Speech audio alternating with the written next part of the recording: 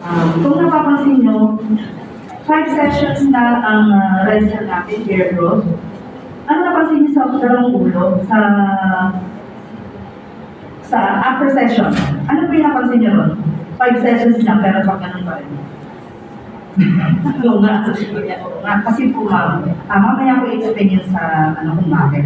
May reason yan. So, for now po muna, babay na natin later ha. For now po muna, 5 sessions, yan yung ating na-achieve. Next, ito, 6 sessions naman, pero kitang-kita yung result. Yung isa, 5 sessions, walang result, konti lang. So, may explanation yan. So, ito ang na-achieve natin, nagkaroon na tayo ng hair growth. Actually, ang dami. So, okay lang. Mga sessions to? Hindi ko lang kitalikan.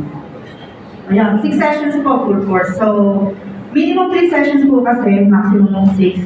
Makakapagpa-hair growth, makakapagpa-hair grow na tayo. So, sa isang session pa lang with 10 to 14 day cycle, depende sa lalim ng hair. Magkakaroon po tayo, maliit na, tiny lang. So, makakita tayo ng result. Next po. Yan. Severe acne condition, 5 sessions. Of course, hindi naman natin dinirektang lifting ng red cell yan. So, first, hindi po natin muna yung acne.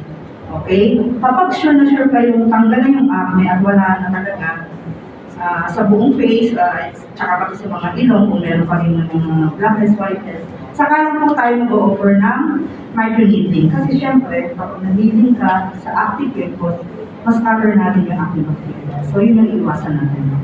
And then the second section ay na po na-minimize yung scar. And then third, na siya. Para sa ikaka-success ng treatment na to, hindi lang po yung procedure yung magiging may partner yan ng product syempre. Okay, para ma-maintain natin at makatulong sa pag-angat ng score and yung brightness ng skin.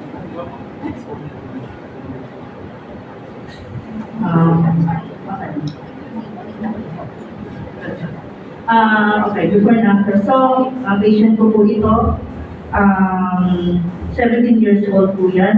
Ganyan po talaga yung skin niya, parang mapulang brown na maitim na parang nasunog. Tapos po, tindig ko lang muna yung acne and then saka po pala marketing. Siguro sa second session or third, nag-ano na po ako. Bago pa lang microneedling meron, nag-laser muna ako. So kapag nag-laser kayo kasi mga moms, functions, kapag nag-laser kayo, so mas magiging effective ang microneedling. Kasi po natatarget natin yung ilalim ng natin ng skin. Na concern una sa oil glands natin. Kapag na-laser, mamiminimise ang oil glands, mamiminimise din yung paglabas ng whiteless blackness action. Next po. Ayan, hindi lang naman yung kanya. Acne marks, pimple marks. 3 sessions lang, so gumaling naman na ako. Na-dry yung acne and minimize na rin yung scar. Next po.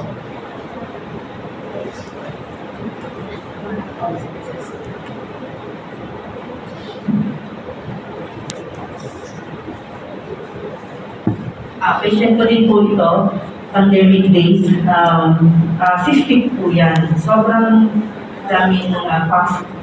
So, yun ulit. Siguro, 2 sessions of medicated acne treatment. Nag-carbon laser ako para matanggal natin yung excess oil.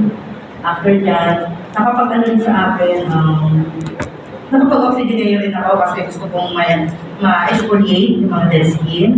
So, maganda po talaga ang microneedling. Maganda kapag na-exfoliate before microneedling. So, sa absorption ng serum, mas maganda. Next po. Next. Dami pa ng viewer. Ito po is scar. So, yung pong patient po, 3 session na intradermal. Bali, kapag index sa mga gilid, ginagawa po muna natin yung mapaliit natin. Di ba? Laki ng space, no? So, mapaliit yung pinaka-size ng scar. And then, 3 sessions din ng microneedling para naman mapantay, sumantay, at saka mag-lighten. Red cell lang din po ang natin natin. Next. So, 6 sessions po yung ginamit ko. Okay na po tayo. Thank you. Meron pumunta lang sa red cell.